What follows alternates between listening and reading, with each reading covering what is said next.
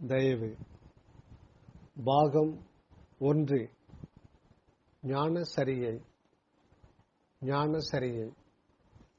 அருட்பெருஞ்சோதி அருட்பெருஞ்சோதி தனிப்பெரும் கருணை அருட்பெருஞ்சோதி.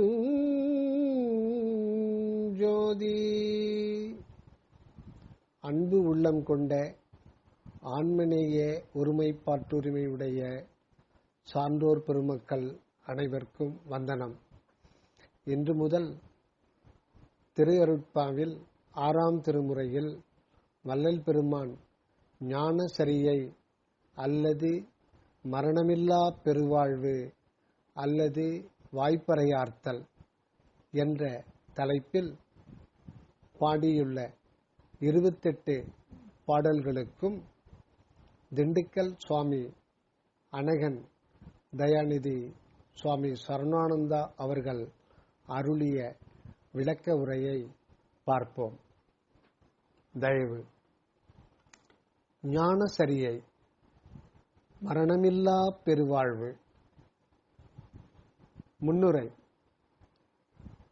கடவுள் உண்மை அகல் வான்வெளிமுற்றும் அருட்பெருஞ்சோதியாக நிறைந்து நம் அனுபவத்தின் பொருட்டு தலைநடு பகர வடிவக் குழியில் தீபச்சுடர் போன்று திகழ்கின்றது.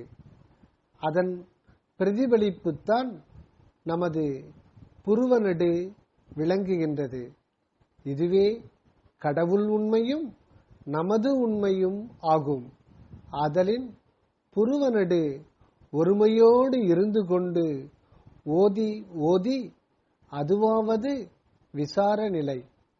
அப்படி நிலைத்திருந்து கொண்டு அனுபவம் பெறுவதால் உடல் பற்று நீங்கும் போது அகநிலை பெறக்கூடும். பின்னர் அந்த அகம் இருந்தவாறு அனகமாக உலகில் வாழ பழக வேண்டும். அப்படி வாழ்வதால் நிறை அருளால் நிறை இன்ப வாழ்வு பெறலாம். முன் வெளியீடுகளால் அறிந்த பெற்ற அனுபவங்களை விட மேலான அக அனுபவத்தை பெறலாம். இந்நூலால் உலகம் முழுமையும் இதுவரை பெறலறிய ஆன்மநேய ஒருமை இன்ப வாழ்வை பெறலாகும். மற்ற மொழிகளிலும் இந்நூல் மொழிபெயர்ப்பு பெற வேண்டிய ஒன்றாகும். திருவருளே அப்படி கூட்டி வைக்கும். இதனால் எல்லோரும் ஏற்று வாழ்வில் கொண்டு விளங்க இறையருளையே வேண்டுகின்றன். இவன் தயாநேயன் சரவணானந்தா. சத்திய வாக்கும் நித்திய வாழ்வும்.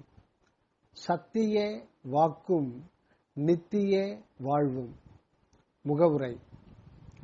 ஞானசரியை என்றும் வாய்ப்பறையார்த்தல் என்றும் மரணமிலா பெருவாழ்வு என்றும் கூறப்படும் திரு அருட்பாவின் அக உண்மையை வழங்க உள்ளது இந்த சிறிய நூல்.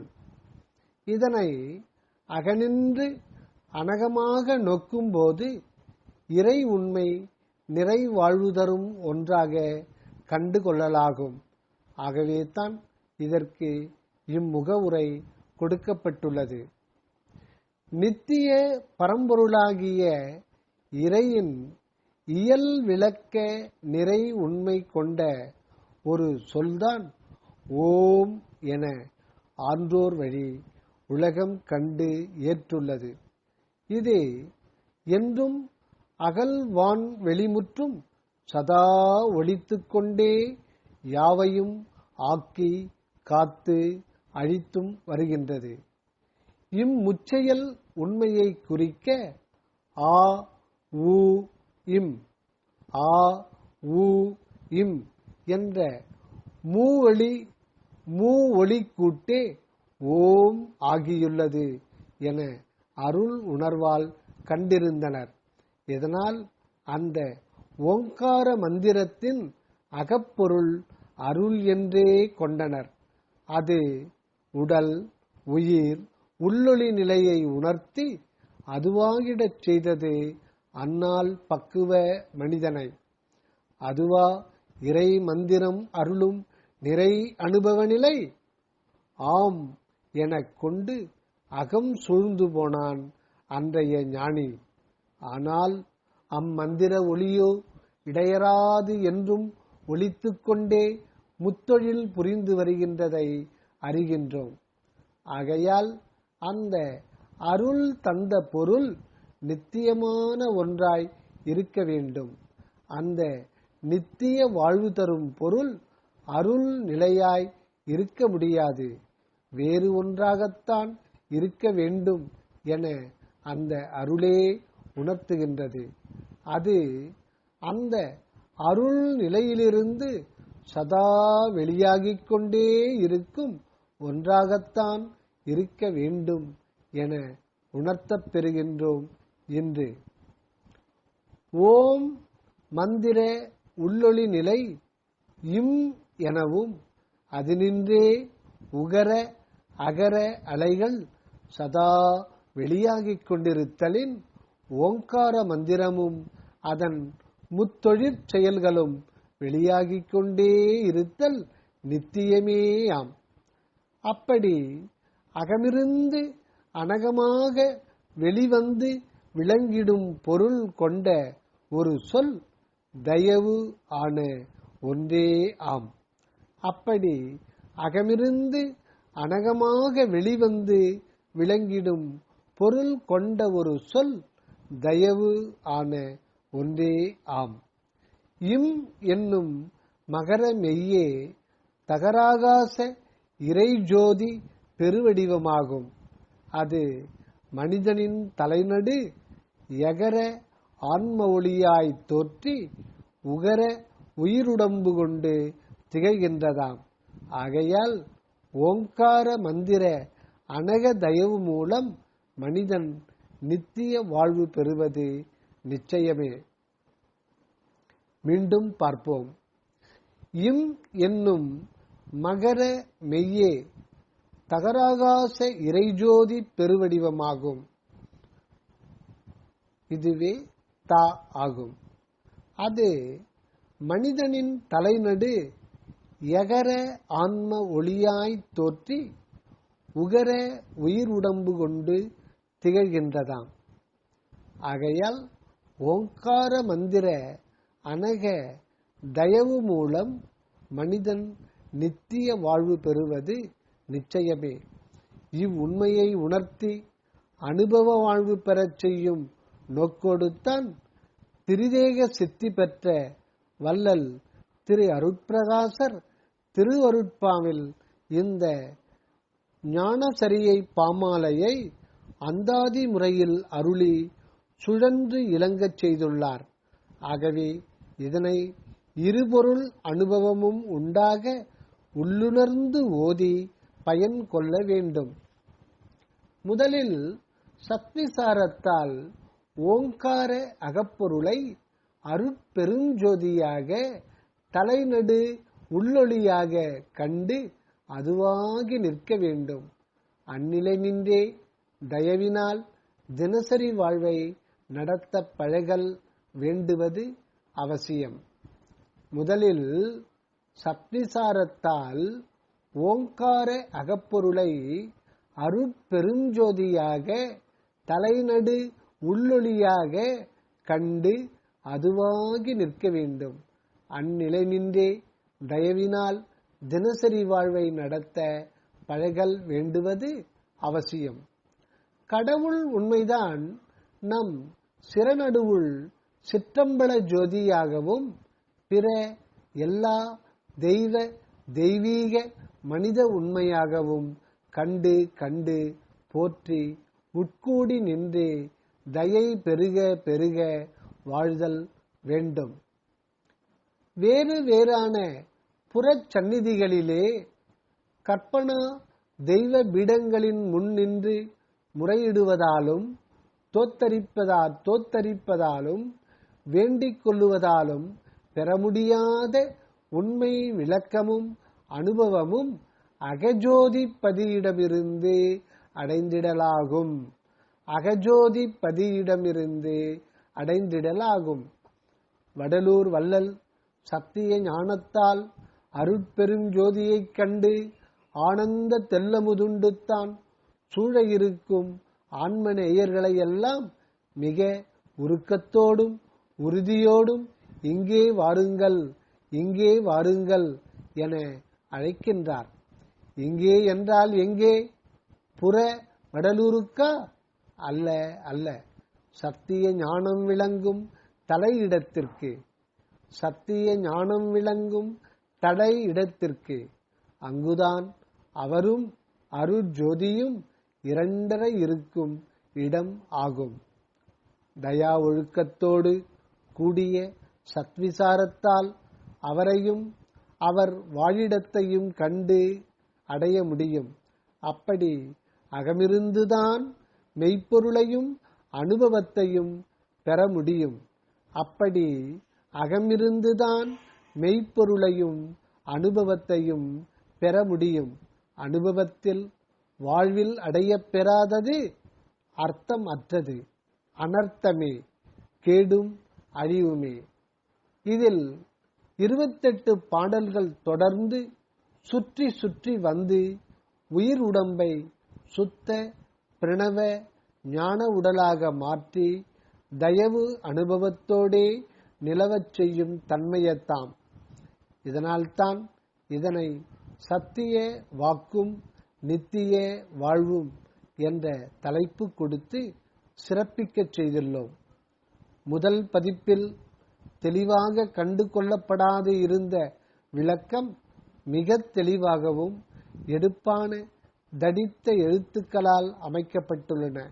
இப்பகுதிகளை மேலெழுந்த வாரியாக படிக்கும் போதே உண்மையை கண்டுகொள்ளலாம்.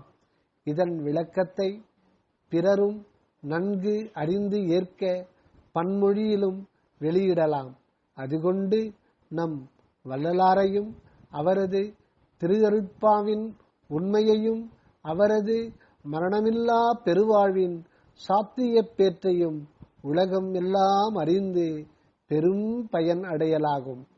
பழம்பெரும் கற்பனா நெறிமுறைகளால் உலகம் சீர்கெட்டு அழிகின்ற நிலை மாறி தயா ஒளி பெற்று இன்பில் தழைத்தோங்கும் என்பது சத்தியம். விளைக தனிப்பெரும் தயவு, விளைக தனிப்பெரும் தயவு. இவன் தயாநேயன் சரவணானந்தா. தயவு சத்திய ஞானக்கோட்டம், திண்டுக்கல், 20/1/1994. தயவு. வாய்ப்பறை ஆர்த்தல். அடுத்த தலைப்பு வாய்ப்பறை ஆர்த்தல்.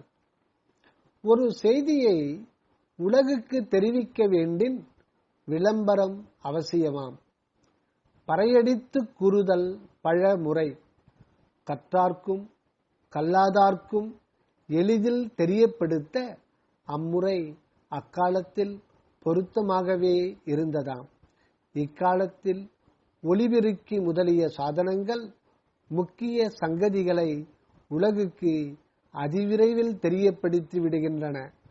இன்னும் எளிதில் மொழியறியார்க்கும் தெரியப்படுத்தும் வண்ணம் தொலைப்படக் காட்சி டெலிவிஷன் உதவ உள்ளது. இவ்வளவாலும் அறிவிக்கப்பட உள்ளவை புற விஷயங்களே, உலகியல் சிறு பயன் தருபவைகளே. நமது குறிக்கோள் அகத்திருந்து அணுகப்பட வேண்டிய ஒன்றாக உள்ளது. நமது குறிக்கோள் அகத்திருந்து அணுகப்பட வேண்டிய ஒன்றாக உள்ளது. அதனை எப்படி விளம்பரப்படுத்தலாம் என்றால், உண்மை உரைப்பதனால் ஆம் என்க. உண்மை உரை செய்தலாவது அக ஒளியை பரப்புதலாம். உண்மை உரை செய்தலாவது அக ஒளியை பரப்புதலாம். திருவாய் மலர்தல் என்பதின் உட்பொருளும் இதுவே. அதிலிருந்து தயவோடு உரைக்கின்ற ஒவ்வொரு சொல்லும் புறப்பறை யார்த்து உரைப்பதை விட வானொலி பரப்புதலை விட சக்தி வாய்ந்ததாய் ஒவ்வொருவரின் உள்ளத்தும் பதிக்கப் பெற்று விளங்குவதாய் உள்ளது. ஆதலின் நம் வள்ளல் வாய்ப்பறையார்த்த இப்பாமொழிகள் எல்லோர் உள்ளத்தும் பரப்பப்பட்டு பதிவு செய்யப்பட்டு என்றென்றும் விளங்கிக் கொண்டிருக்கின்றதாம். ஒருமையும் தயவும் கொண்டு உள்ளத்தளியில் உற்று பார்த்தால் இந்த செய்யுள்களையும் இவற்றால் சுட்டாமல் சுட்டப்படுகின்ற கடவுளையும் கண்டுகொள்ளலாம். வாய்ப்பறையின் உண்மை இதுவாகும். இதுவன்றி புலன் நெறியாளர் தம் வாய்ப்பறை சிறப்பற்றதாம். அவர்கள் தம் வாயே பறையாக நாக்கடிப்பால் ஆரவாரம் செய்து ஒலிப்பனவற்றால் பெரும் பயன் உண்டாக மாட்டா என அறிதல் வேண்டும். அருட்பெரும் பயனை அடைவித்தல் பொருட்டே நம் வள்ளல் வாய்ப்பறை ஆர்க்கின்றார் என்றும் ஆர்ப்பார். உள்ள பொறியில் தயா ஒளி உருவாய் பாவின் பொருளாய் நம் பதியே ஒளிர்கின்றார். இக்காட்சி கண்ணால் காணவல்ல புலக்காட்சி அன்று. தயாஞானமாகிய கண்ணால் மெய்ப்பட காண வேண்டி உள்ளதாம். இந்த கண் தயாவிசாரத்தால் திறக்கப்பெறும். இந்த கண் தயாவிசாரத்தால் திறக்கப்பெறும். ஆகையால் தயவோடு இருந்து விசாரம் செய்வோம். கடவுளிடத்து உண்மையை விளக்கி வழங்கும்படி விண்ணப்பித்துக் கொண்டு இருப்போம். அத்தோடு அருட்பாக்களையும் ஒருமையுடன் ஓதிக்கொண்டு வருவோம். அப்படி செய்து கொண்டு வந்தால் நம் தயாபதி நம் ஞானக்கண்ணை நன்கு திறப்பித்து அருள்வார். தயவு ஞானக்கண்ணை திறப்பித்து உண்மையை எல்லாம் கண்டுகொள்ளவும் செய்வார். இப்படியாகத்தான் இந்த ஞானசரியை பாடல்களின் பொருளை தெரிந்து தெளிதல் வேண்டி உள்ளதாம். இந்த நிலையில் இருந்து கொண்டு காணும் மெய்ப்பொருள் புலநெறியில் பயின்றுள்ளவர்களுக்கு ஏகதேச புறவண்ணமாக தோன்றுவது அன்றி அக உண்மை வண்ணமாக கண்டுகொள்ள முடிகின்றது இல்லை. எங்கும் அருட்பெருஞ்சோதியாய் அகமிருந்து அனக நிறைவாய் உள்ள கடவுளை புறத்தில் எப்படி காண முடியும்? எங்கும் அருட்பெருஞ்சோதியாய் அகமிருந்து அனக நிறைவாய் உள்ள கடவுளை புறத்தில் எப்படி காண முடியும்? புறத்தில் காண்பதெல்லாம் அந்த கடவுளின் மிக சிறு சிறு கூரே அல்லாமல் பூரணம் அல்லவாம். புறத்தில் காண்பது எல்லாம் அந்த கடவுளின் மிக சிறு சிறு கூரே அல்லாமல் பூரணம் அல்லவாம். ஆதலின் அப்பூரணப் பொருளை அருளாலே அகத்தில் கண்டுகொள்ளுவோம். ஆதலின் அப்பூரண பொருளை அருளாலே அகத்தில் கண்டுகொள்ளுவோம். அதனை கலந்து ஒன்றினின்று இந்த ஞானசரியா மாலையை நுண்ணியதாக துருவி பேசப்படா பொருளை உளம் கொண்டு மகிழ்வோமாக. தயவு அருட்பெருஞ்சோதி அருட்பெருஞ்சோதி தனிப்பெரும் கருணை அருட்பெருஞ்சோதி. தயவு